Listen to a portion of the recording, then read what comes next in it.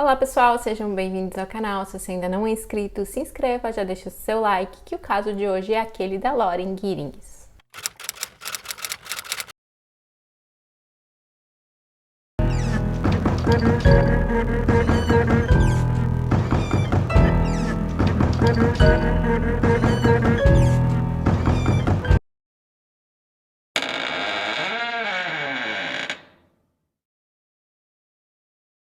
O caso que eu vou contar hoje ocorreu em 2011 nos Estados Unidos. Lauren nasceu em uma cidade do estado de Maryland, nos Estados Unidos. Mas em 2008 havia se mudado para uma cidade na Geórgia, também nos Estados Unidos, para cursar Direito na universidade. Seus pais são Karen e William, e ela tem duas irmãs mais novas, a Sarah e a Kathleen. Ela também tinha um namorado chamado David, que não morava na mesma cidade que ela. Então eles estavam mantendo um relacionamento à distância. Em 2011 ela estava com 27 anos de idade e ela estava se dedicando inteiramente aos estudos para um exame que ela ia fazer, que era uma prova para se tornar defensora pública. E ela estava se dedicando quase que apenas a isso. Então ela só saía de casa para correr ou para ir à igreja. Porém, ela abriu uma exceção para o casamento da irmã, que ocorreu no dia 24 de junho de 2011. A família estava toda reunida, já que a Lauren ela já não morava mais na mesma cidade que o restante da família. E essa foi a última vez que a família viu a Lauren. Depois do casamento, ela retornou para o apartamento dela, e então ela retornou ali com os estudos. A Lauren ela morava em um apartamento em um prédio, que ficava ali no campus da universidade, então basicamente só moravam ali universitários. E depois que ela retornou ali para casa, ela se concentrou nos estudos e ela chegou a mandar uma mensagem para os amigos e familiares dizendo que caso ela demorasse um pouco mais para responder as mensagens e aos e-mails, que não era para ninguém ficar chateado, que era porque ela estava estudando muito. Entretanto, depois disso, ninguém teve mais nenhuma notícia da Lauren. A princípio, por conta daquela mensagem que ela havia mandado, dizendo que talvez ela demorasse um pouco mais para responder, ninguém achou nada de muito estranho nisso. Mas após alguns dias, as amigas e uma das irmãs da Lauren começaram a estranhar, principalmente a irmã da Lauren, que estava em lua de mel. Ela havia enviado algumas fotos da viagem para a irmã e ela achou estranho que a irmã não tivesse respondido nada. Então, no dia 29 de junho, uma amiga da Lauren, chamada Ashley, ela tenta entrar em contato com a Lauren por telefone e liga para o celular da Lauren. Porém, parecia que o celular estava desligado. Ela conversa com uma das irmãs da Lauren e então ela resolve ir até o apartamento da Lauren, verificar se ela estava bem. Até porque essa amiga ela tinha uma chave extra do apartamento. Ao chegar no local, ela foi acompanhada do namorado dela e ao chegar lá eles percebem que o carro da Lauren estava estacionado em frente ao prédio. Porém, quando eles batem a porta, ninguém atende. Ela então utiliza a chave que ela tinha para entrar no apartamento e eles verificam que estava tudo em ordem, que as coisas da Lauren estavam lá, como o computador e a bolsa dela com dinheiro e documentos. E a Lauren ela tinha planos de se mudar desse apartamento, ela ia morar com o namorado, com o David. E eles encontram um calendário que indicava que estava programada essa mudança para o dia 30 de junho, ou seja, o dia seguinte. Porém, as coisas da Lauren não estavam organizadas ali para a mudança, não estavam arrumadas para essa mudança. E eles acharam isso bem estranho. O celular também estava lá no apartamento e ele estava sem bateria. Na manhã seguinte, como eles continuavam sem ter notícias da Lauren, eles fazem uma denúncia de desaparecimento. E ao verificar o apartamento, os policiais eles percebem que não havia ali nenhum sinal de entrada forçada no local e nem mesmo sinais de luta. Também não parecia estar faltando nada do apartamento, nada tinha sido roubado.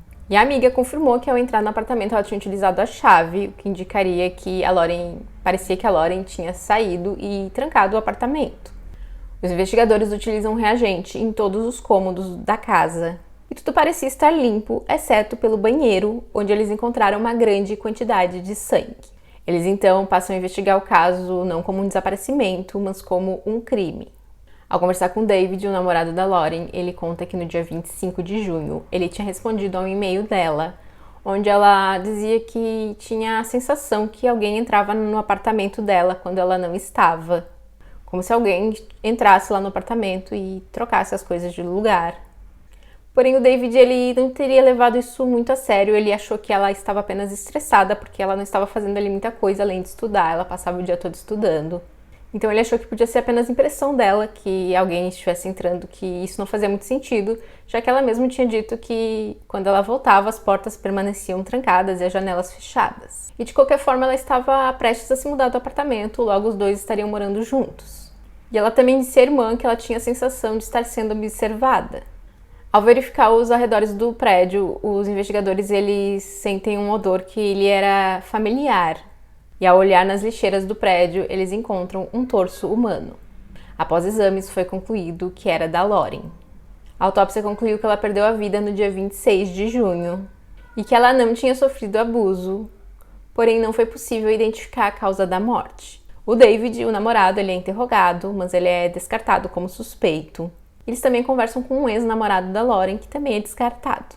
Eles então passam a conversar com os vizinhos ali do prédio e eles pedem para verificar todos os apartamentos e os vizinhos todos permitem que os policiais entrem no apartamento deles, exceto um dos vizinhos. E os investigadores acharam isso estranho, principalmente porque esse mesmo vizinho ele esteve bem presente ali nas buscas. Apesar dele não ter ajudado muito, parecia que ele estava sempre ali envolvido. E eles também tinham chamado diversos desses vizinhos e familiares e amigos da Lauren para irem até a delegacia para conversar com eles, para ver se eles conseguiam ali alguma informação relevante. E um dos vizinhos que tinha concordado em ir e tinha conversado com os policiais era esse mesmo vizinho que não deixou que eles entrassem no apartamento. Esse jovem se chama Steve McDaniel e ele foi colega da Lauren na universidade. Ele contou aos investigadores que a última vez que ele tinha visto a Lauren tinha sido cerca de uma semana antes, quando ela estava saindo para correr. Bom, algumas emissoras de TV estiveram no local e conversaram ali com alguns vizinhos.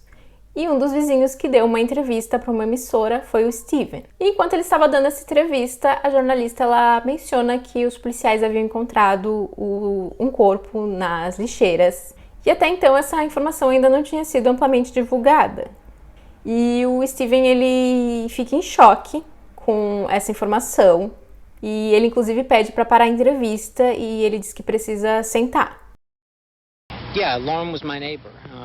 We're just trying to find out where she is at this point. I mean, no one has seen her since Saturday.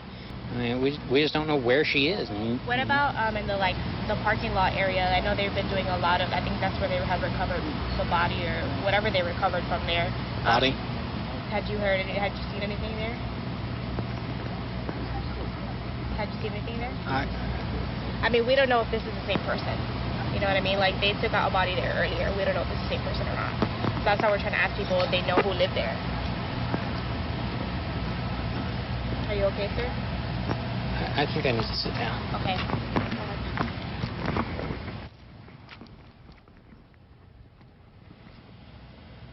Bom, ele acaba deixando os investigadores entrarem no apartamento dele. E lá os investigadores encontram algumas coisas estranhas, como por exemplo diversos rolos de papel higiênico, mas sem o papel higiênico, apenas o rolo de papelão. E parecia que ele estava estocando comida e bebidas energéticas. Eles também encontram algumas armas no apartamento e diversos preservativos. Porém, por alguma razão, Steven ele tinha comentado com os policiais que ele nunca tinha tido relações, que ele estava se guardando para o casamento. Então os policiais questionam por que ele tinha aqueles preservativos. Então ele diz que tinha pego esses preservativos de apartamentos de vizinhos, que ele havia entrado na casa desses vizinhos quando eles não estavam. Com essa informação, os policiais detêm o Steven por ter invadido esses apartamentos. Então eles questionam ele sobre o caso da Lauren, e ele mantém uma postura bem estranha durante esse interrogatório. Ele fica quase que imóvel, e ele responde todas as perguntas com não sei ou não. E no apartamento do Steven, os investigadores acabam encontrando ali umas chaves que eram uma espécie de chave mestra, que abriam todos os apartamentos do prédio.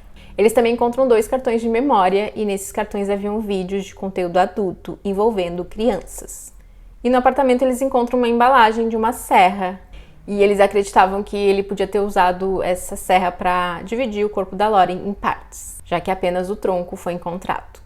E eles conseguem imagens de câmeras de segurança de um supermercado, onde era possível ver o Steven comprando essa serra. E essa serra acabou sendo encontrada em um local ali, um cômodo do prédio, que servia ali como um local para guardar alguns materiais de uso comum do prédio, como materiais de limpeza. E nessa serra foi encontrado sangue. Nesse mesmo local também foi encontrado um lençol sujo de sangue.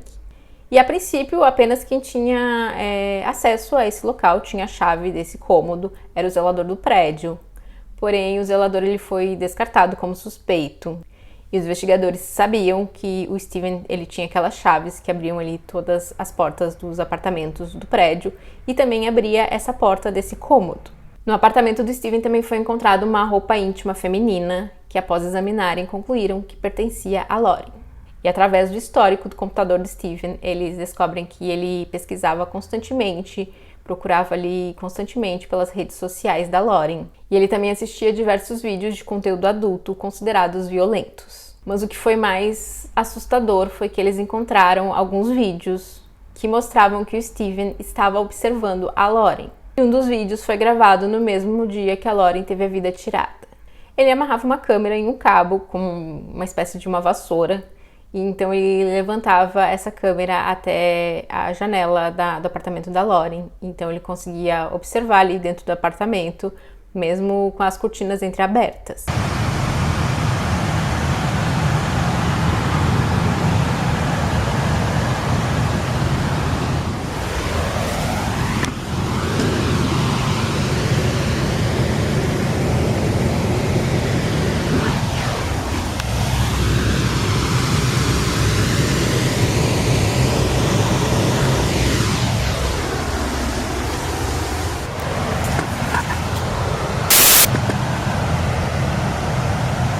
Ao conversar com outras pessoas que haviam estudado com Steven na universidade, eles o descrevem como um sujeito estranho e que eles sentiam um desconforto quando estavam perto do Steven. Eles também disseram que o Steven era muito arrogante, que ele sempre achava que estava certo em todas as discussões, mesmo não estando, e que apesar disso ele não tinha um bom rendimento universitário. E o Steven ele parecia querer falar sempre apenas sobre dois temas, que era o apocalipse zumbi e sobre como seria o crime perfeito. O Steven ele foi acusado por ter tirado a vida da Lauren e ele foi a julgamento. Ele também recebeu algumas acusações referentes ao armazenamento daqueles vídeos de conteúdo adulto envolvendo crianças. O Steven, que inicialmente se declarou inocente, acabou mudando ali a sua declaração para culpado. E ele contou a sua versão do que teria acontecido. Ele disse que na madrugada do dia do crime, às 4h30, ele entrou no apartamento da Lauren utilizando aquela chave que ele tinha e ele estava vestido todo de preto, com luvas e uma máscara. Ele então ficou observando enquanto ela dormia, mas ela provavelmente teria percebido alguma coisa estranha, então acordou assustada. E foi então que ele foi para cima dela e colocou as mãos no pescoço dela. Ela começou a lutar com ele e ela conseguiu tirar a máscara e o reconheceu. E ela, inclusive, o chamou pelo nome e pediu para que ele parasse. Ele continuou pressionando o pescoço dela por cerca de 15 minutos, até que ela perdeu a vida. Ele, então, teria colocado o corpo dela na banheira e saiu do apartamento e retornou 2 dias depois. Utilizando algumas ferramentas, ele separou o corpo em partes. E ainda, segundo Steven, ele teria colocado as outras partes que não foram encontradas em lixeiras espalhadas pelo campo da universidade. O tronco ele teria colocado na lixeira do prédio e ele acreditava que o caminhão do lixo ia passar quase que em seguida.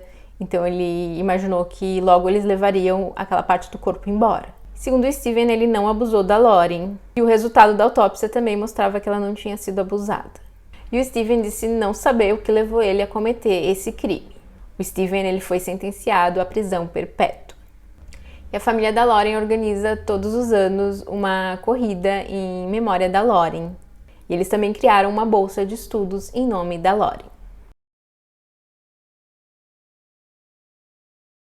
E é isso, esse foi o caso de hoje. Eu espero que vocês tenham gostado do vídeo. Não esquece de deixar seu like, se inscrever se não for inscrito e até o próximo vídeo.